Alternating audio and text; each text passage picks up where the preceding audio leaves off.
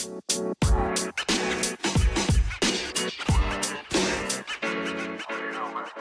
we've Perfect. heard an incredible story and real life example of someone that has gone from corporate to now being an entrepreneur. And one thing that I've taken away from your wonderful conversation and what you've incited us on is that it's experience is just things build it up and built up over Mhm. time, whether that is skill, whether that is your self-development, whether that is just networking and growing that over time. But I want to go back to the basics because the basics is Mhm. often forgotten. For a young entrepreneur, what what should they prioritize in their journey when they're first starting off, especially when there's so much to focus on when you're going Mhm. into business yourself? Yes. Yeah. So I think it is so defining your idea or your concept, what you want to create, really, and building a fixed plan around it. I would recommend following the pitch structure rather Okay. than a like classic business plan structure, because Okay. the pitch structure ultimately takes element from your business plan, but I mean, in a way that is going to make it easier for you to analyze the problems that your market is experiencing and the solutions basically that you're providing. Um, and ultimately, you would want to raise funds. So having it in this pitch format, already kind of like makes the work so much easier. Yes. Um, I think that planning the financial execution is key. Okay. Um, because yeah, basically like that, like being able to determine like how much money you're going to need for how long, what is going to be your burn rate, Hmm. what is going to be your startup cost before you launch the business, Yeah. forecasting your sales, having a solid financial plan um, is definitely gonna tell you basically if your business is profitable or not, and Yeah. if it's worth pursuing. So yeah, those are the things I would prioritize. Thank you. I wish I knew Mhm. that at a younger age and just having my head in the clouds, but also seeing Yeah. behind Mhm. the fun of wanting to be my own Yeah. entrepreneur. And I must Mhm. admit, and I know that I'm not alone in this, finance for some is very overwhelming and also very Yeah. confusing. What Mhm. small steps or what resources should a beginner look to when they're trying to determine if their idea is worth it or not? I think you can learn a lot about, basic accounting and like corporate finance online. Okay. A resource that is great is Investopedia. I used to use it for Oh, university, yeah, yes, and yes. it gives you basically it shows you about when you don't understand, for instance, a certain KPI, like the point of it, Yeah. or how even to build an income statement. It gives you like very easy to follow like description and relatable examples, and it has like really cute videos. It makes basically finance a bit more sexy than it is, so maybe make it easier for some to Yes. learn. So yeah, definitely like online there are loads of resources. Also, again, trying to find friends, that maybe have more financial exposure that you do, Hmm. and that can bring you some advice. I think is beneficial. But yeah, online, you can find so many resources nowadays that yeah, also You templates, like Excel templates, stuff like that. So yeah.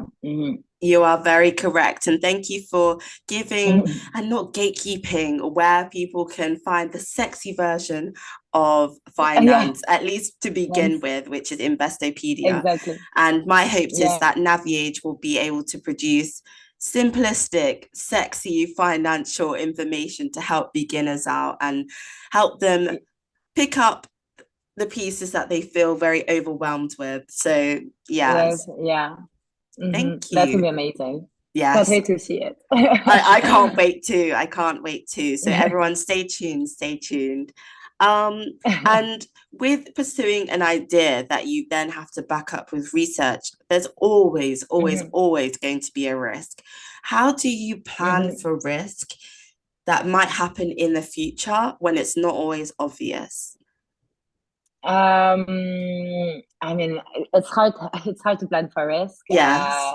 because even if you're very conservative, and you think you thought about everything, there is going to be something thrown your way. Yeah. I think, so first of all, like doing the research about like the risk in your industry and like what can happen basically like that would make your business fail. Mm-hmm. Whether it is like a change of regulation, um, like one of the raw material that you're using, maybe that's not going to be available, Mm-hmm. like stuff like that. Another good way I think to plan for risk is, again, sorry, maybe I'm being too mental about the financial side of things, but it usually helps. It's Is the like truth. planning. It's the truth, yeah. It's like planning basically a budget for it, like putting some money on the side for things that are going to be thrown your way Yeah. and that you haven't planned for, that are unexpected, basically.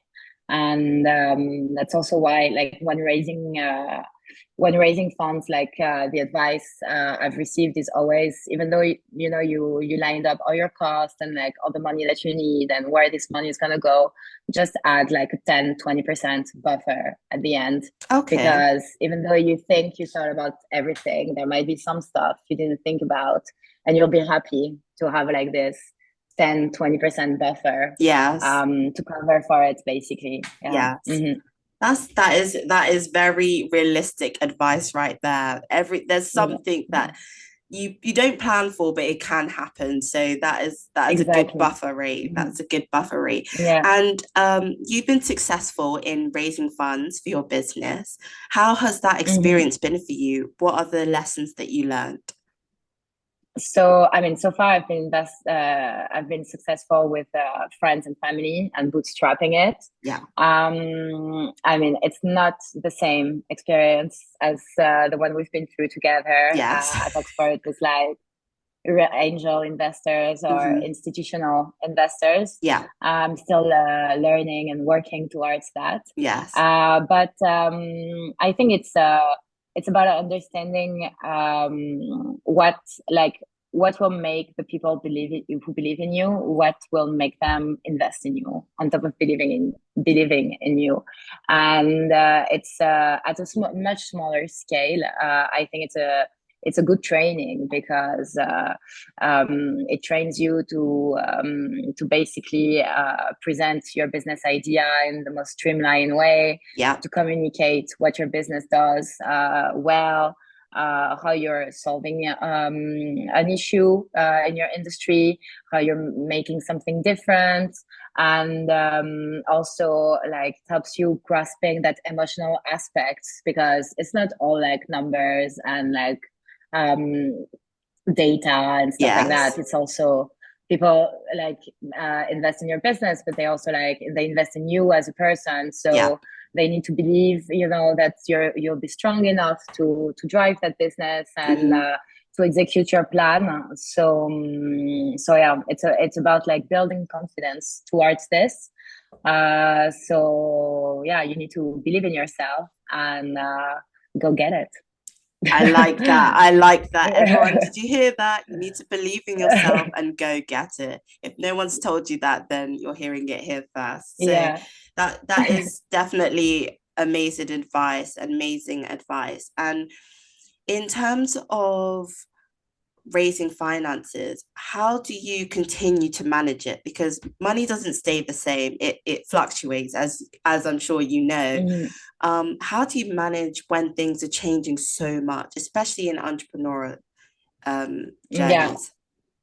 So, I mean, I keep a very close look at like my financial position, how we're doing. I basically like I forecast like my cost um, in the most conservative way possible. Mm-hmm. Like in the idea, let's say like you make zero profit, this is all the costs, so this is everything I'm going to spend every month.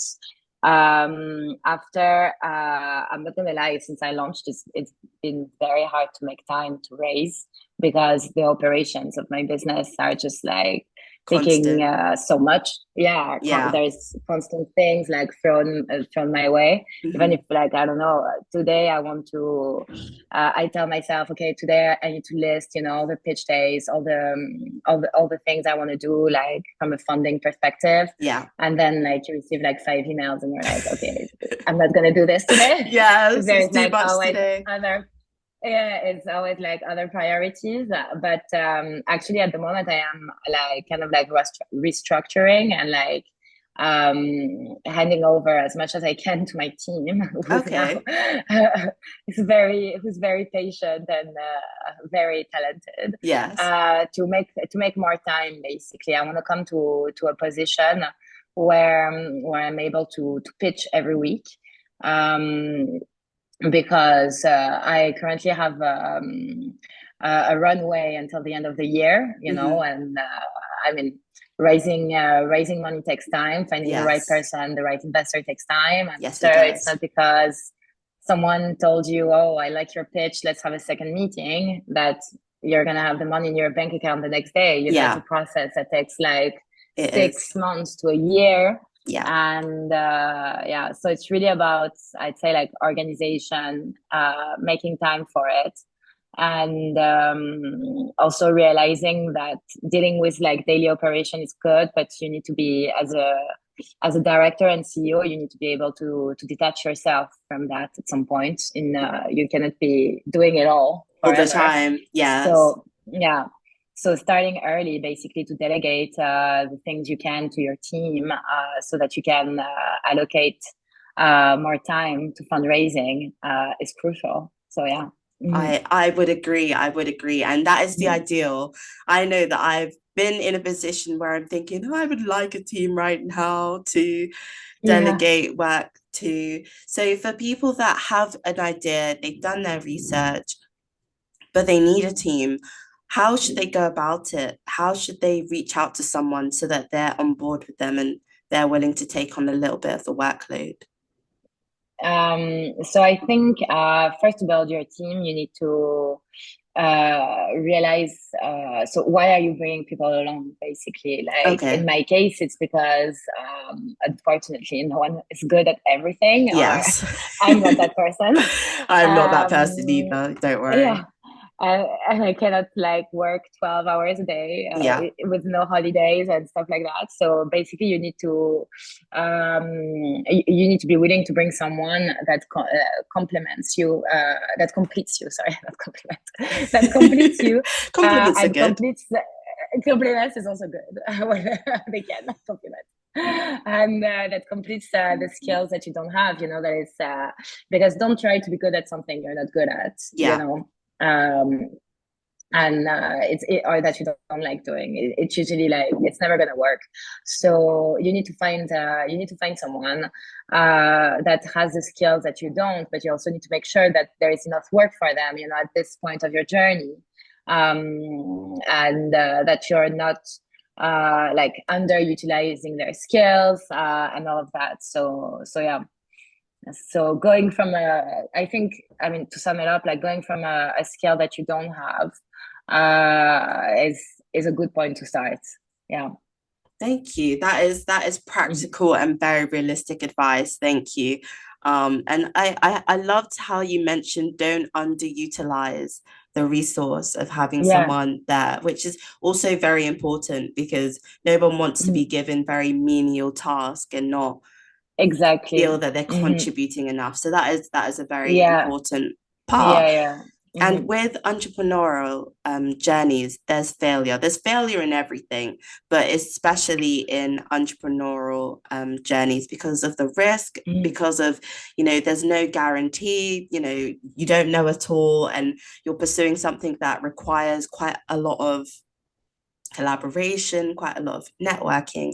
So what have you learned from the no's that you've received, And what would you tell your younger self about that experience?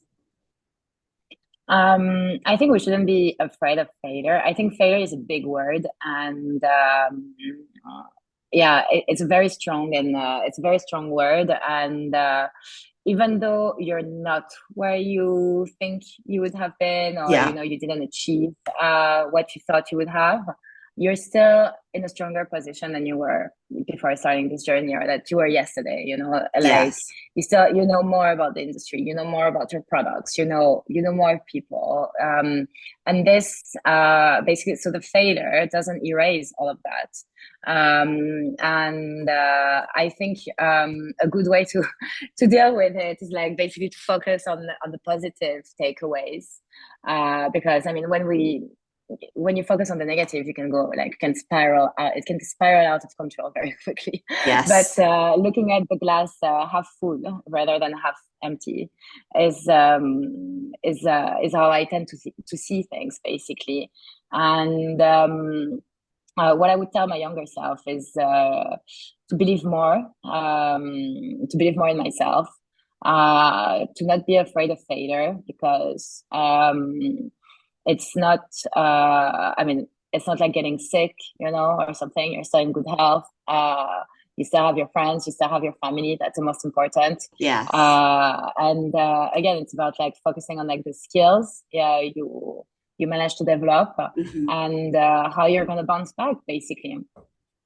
Incredible. And I took you saw me clapping. That's because I Yeah. couldn't agree more. I honestly couldn't agree more. And so in terms of the beauty industry as a whole, Yes. it's quite Mm-hmm. competitive. And a lot of people will say it's so saturated, this, that, it's so superficial, this, that. You coming from hospitality and finance and now using that Mm-hmm. experience to enter beauty industry and in particular skincare, what have you learned about the beauty industry that you just didn't know before? So much. Yeah. I don't know where to start. Yes. Yeah. It's been like yeah, so, I've learned a lot. So I mean, I did a lot of research. Again, internet has been a great help. Yeah. Also speaking to my suppliers or potential suppliers, when I was looking for manufacturers, gave me a lot of like insight and like information that you don't find on the internet, such Mm-hmm. as like minimum order quantities. I realized that basically um, manufacturers in the cosmetics industry, they wouldn't they're not going to produce like 100 products. They run with like minimum order quantities that's between 5,000 units, 10,000 Wow. units. So Yeah. for a startup brand, it's like a huge commitment. Yes. And packaging as well, what I learned that was really interesting is that packaging minimum order quantities are different from the manufacturers and usually are much higher. So you need to Wow. juggle like between all of that, yeah. And so that was really interesting. I also noticed that the way I think it is a very saturated market. Definitely, like there are a lot of products out there, a lot of brands. However, like how many of these brands really bring something different to the Yeah. table, or really like address the sustainability challenges that we're faced with? Not a lot. There is a lot of greenwashing, Yes. and the way that things have been done for years and years, like sometimes you notice like so many things don't make sense. Like, for instance, an American brand sourcing packaging from China and then selling it to Europe. So can you imagine Yes. like the carbon footprint, like of Yes. empty packaging from China to the States to get filled there and then to be Mm-hmm. sold in Europe, Mm-hmm. or even sometimes to be sold back in China? I Yeah. mean, it's ridiculous. Yes. And so yeah, I've learned a lot of things that don't make sense in my opinion. And I think that's the beauty of being an outsider in the industry, because you bring like a fresh outlook, to Yes. the way things are done, and you question things more. But yeah, besides that, I've learned so much about like ingredients in our formula, and Yes. also sometimes now like the misrepresentation of public opinion on certain Yes. ingredients. I mean, you can Google an ingredient on internet, and like you would have like half the people saying, "Ah, this is so bad for you. It causes cancer. It's this or that." But Yes. Yeah. it's not like one size fits all. You know, like first of all, you need to look at like the percentage concentration of the ingredient, Yeah. whether it is used, like whether you swallow it, because sometimes, you know, like you have common ingredients like for that are used in the like food industry that are also used in the cosmetics industry. So the effects to your health are like totally different whether you Yes. swallow it, Mm-hmm. whether you apply it on your skin, whether it's in a face mask that you're going to wash off after, or in a hair mask, you know. And I think it's actually like one of the danger of the internet. It's because now public opinion is based on information that is not Yeah. accurate, Yes. uh, and it can really like make or break a product. It's like dangerous, you know. It can break a product that actually like is not bad for you, or you know. So I've learned a lot about this. This was really interesting. Also about cosmetics compliance in the UK, in Europe. how how basically like to make sure like you have to do like perform tests to make sure that your product is has a stable formula over time, Yeah. that will determine the period after opening or its expiry date, Mm-hmm. or how a product has to be compatible in the packaging. And now more than ever, packaging is such a big thing because of the waste, you know, it can create. Yes. And unfortunately, like there are very few, I mean, eco packaging solutions out there for the Yeah. beauty industry. There Mm-hmm. is still like so much work to be done. And you see that like most of the solutions that are provided by leaders in the industry I mean, are a bit disappointing, because you know it's just like refills, but it's Yes. still using plastic or it's using glass, and you would expect like these Short-term companies to fixes. have exactly short-term fixes that Yeah. make the customer happy, you know, like that make the customer like feel better about themselves, but Yeah. that don't really like solve the issue. Mm-hmm. So and it's a bit disappointing to see that like these big players do have like the means, like the cash and the, you know, the research laboratories to Yes. come up with solutions that are a bit more innovative and convincing Yeah. than refillable jars that are still using plastic and still generating waste, you know. Yes. So yeah, a very vast and exciting world. But I mean, as any other industry, like there is so much, you know, more I think that can be done. And Yeah. yeah. Yeah. Mhm. And sorry, were you going to add anything else? As No, I as think that's it. as an entrepreneur, we're problem solvers, as someone has told me before. We're problem solvers. And as you pointed out, there are many flaws in industries and things that could be done better. How do you stick to the problem that you identified in the beginning, or do you shift and change the problem that you tried to solve? And in your case, what is Dead Sea Dream trying to solve? What's the problem? uh, So at first, the problem was to find quality skincare, body care, and hair care products Yeah. formulated with Dead Sea minerals Mm-hmm. in the UK and Europe. So this was like the first problem I was solving. As I started developing the brand, I realized the sustainability implications and, you know, the packaging waste implications. So I try to address like this other problem by making like all our packaging recyclable, encouraging our customers to recycle through our marketing channels. And I think it's about like it's you shouldn't stay basically in this tunnel vision of like your original problem. Of course, like the original problem you're solving is like part of your identity, but Yes. you build like this identity and this DNA like along the way. And you need to, in order to like to keep as well your competitive edge, you need to like keep on innovating within that industry, and keep on providing solutions to new problems in order to stay relevant and up to date. So it's about, I think it's mostly about this, like keeping your ears and eyes wide open. Yes, I agree. And not assume that if something is done that way, it has to be done that way until the end of times. Yes. Change is necessary. Change is necessary, and I think that's what like all of these emerging beauty brands are bringing. So we say that the market is saturated, but it's not really. I think it's necessary to have this like smaller players, basically the smaller players like force a bigger one into making a change and making a change for the better, actually. I agree. I agree. And so I want to pose this question to you because I'm very curious.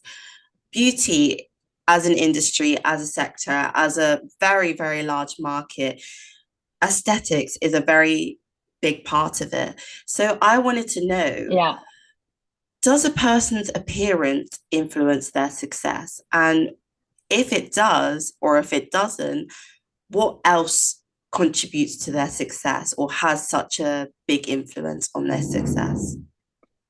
I think someone's appearance, I mean, it can be, it depends on your audience. It's funny because I read a study recently about the fact, because I'm reading this book for that was written by a female entrepreneur, and like basically she shares like her story and insights about like raising funds as a female entrepreneur. And lovely stuff. I will share the book with you later. I will send you a pic on WhatsApp. It's really, really great, really useful. And actually in this book, like there was a study saying that good-looking women are more likely to raise funds than not good-looking women, which I found like horrendous. Wow. Like, and after, I don't know how serious is a study or not, but it's basically like, I mean, the world of like institutional investors and angel investors is mostly driven by men. So apparently they tend to invest more in a good-looking female, and they, in comparison, like they showed that men, of course, like receive much more investment than female, and it is independent on the fact that they're good-looking or not. Like it's the same. I think that I mean, for me, appearance, I would never judge someone because that's the values I was taught. I would never judge someone like based on their appearance. But I feel like there is a way on like how you present yourself, and I think this looking and speaking and feeling professional is something totally, I mean, it can be appearance as well, but it's something that everybody can do.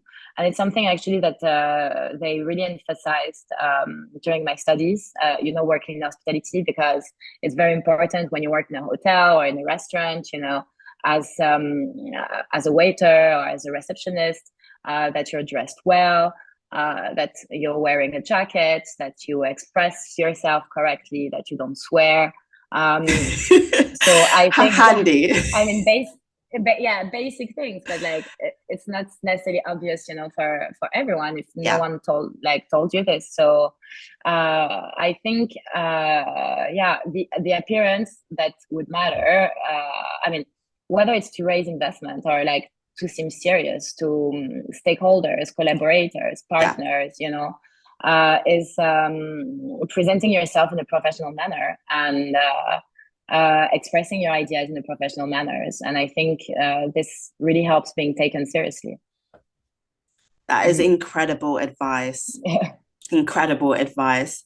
Thank you. Rather than personal appearance and superficial levels, everyone should focus on their presenting, which I think everyone can work on and get better at. Exactly. Mm-hmm. So thank you for sharing your truth on that matter. So I just want to round down the session by asking you, what do I want to ask you? We've had such an insightful conversation and I've picked your brains in so many ways. What has your entrepreneurial journey done for you personally? I think personally it helped me get out of my comfort zone a lot. Um, I Before I wasn't good at speaking to people I didn't know, or with Really? topics. In topics that Wow. like I wasn't knowledgeable in, and I think it really taught me to ask the right questions, basically, to be more forward with people I didn't know, to network as well. Yeah. I basically, like, it's all related to the fact I didn't like speaking to strangers, you see, Yes. or I would feel like intimidated by this. Yeah. And I think, my entrepreneurial journey has been really beneficial in cracking this shell, basically, and feeling more comfortable speaking to people I don't know, and asking them for information, asking them for help. Um, and all of that. And I'm still getting better at it. You're definitely getting better and better. I would not have taken you for someone that found it maybe difficult in the past to speak to strangers. You give me so much, you Yeah. ooze confidence, you use a sense of likability and knowledge. So Mm-hmm. that's reassuring for me to know that I can get to that level and hopefully beyond as Yeah, well.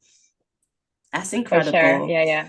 And Mm-hmm. I love knowing what inspires people or who inspires people. So, what or who inspires you in the entrepreneurial realm? I think my father inspires me the most. So he's been an entrepreneur himself, and was able to reinvent himself many times, Incredible. and adapt I mean, he's been through failure and successes, and like adapt to different uh, um, situation in his life, basically.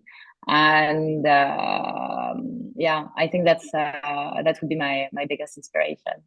Mm-hmm. Wow, that's incredible. That Mm-hmm. is incredible, and right Yeah. in your home as well. So you can get the well done, Louise, which I'm Yeah. sure means a lot to you, given how inspiring Mm-hmm. your father is. So that's Thank amazing. you. Yes. And Mm-hmm. my last question would be, what would you tell aspiring entrepreneurs who feel or may not know whether this is right for them and perhaps Mm. scared to try something that is untrodden on? And yeah, what would you advise them? Um, so I think if you're not 100% sure, work on your business idea outside of your daily job. Do Yeah. not quit your job yet. Yes. That's a big thing, because you would need your job, and also you would need like the exposure that your job like brings you, in order to stay sane, I think, and not like get totally lost. Yes. And But at the same time, like, keep believing in your idea, in yourself, and be thorough. Like, put in the work, basically, like, every day. It is hard, like, not gonna lie, like, it's already hard, like, having one full-time job, but like, if you have a Yes. full-time job, and you have to like work on your business in the evening, it is really, really hard. But if ultimately, like, that's a shift you want to do in your life, you need to make time for it Yeah. in the weekends, like in the evening, and until you're sure that it's basically something worth pursuing. Keep on having like this intense work balance, but Yes. at the same time, the moment you know that there is something, you can quit your job and like focus 100% on your business idea, and then like really unlock like your full potential, and all the opportunities, basically, that can come from it. Mm-hmm. Incredible advice. And I know on behalf of the Naviage community and Naviage family, we are very grateful for you sitting down with us and being able to tell your truth and speak on the realities of being an entrepreneur, and also the struggles of being in the corporate world and navigating it all. So thank you so much for being on this podcast. Thank you. We are so grateful to have you, and we hope to have you soon again to talk more about the beauty industry and so much more. But thank you. I would love to. Thank you so much for this opportunity. I loved it. Thank you.